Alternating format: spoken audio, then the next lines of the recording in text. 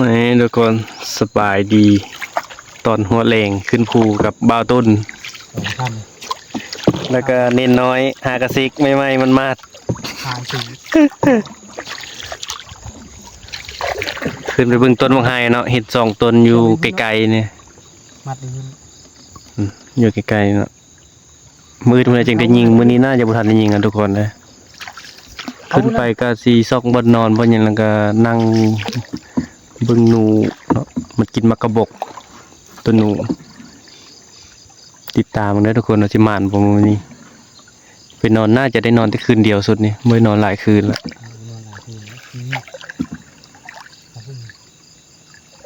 บรรยากาศฝนย่อยหากระเซาเมื่อกี้แรงนอนเตียงก็เลยได้ขึ้นไปลงมานอนอยู่เที่ยงย้อนจังไกลนำโอ้ยคุณเอ้ยจะมันง่างอ่ะคอยบุญมันง่างเลยนั่งพักผ่อนใกล้ฮอดละ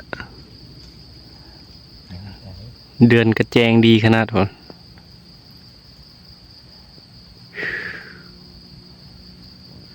นั่งลินอยู่ด้านน้อยกับอันนีนน้อย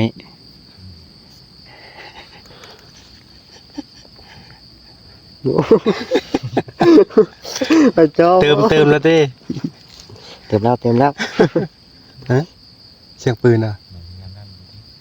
นี่ทุกคนตอนนี้ก็ได้ฮอดแล้วเนาะบ่าวตีแขนเปนอนกับบ่าวตุน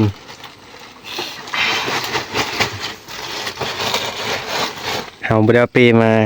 เฮ็ดตอนนี้นอนเนาะเจ้าเฮ็ดเก่าไว้แล้วก็มานอนเลยเอาเปาปูแล้วก็นอนอยู่นี่เลยคืนนี้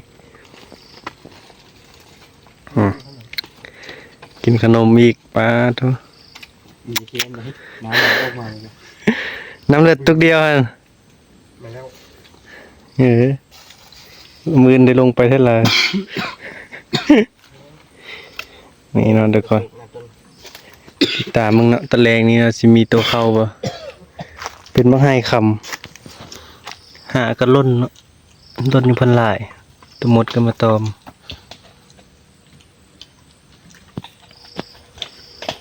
ติดตามมึงต้นแรงแล้วก็มือเช้าสิมานบ่มื้อนี้มา3 คน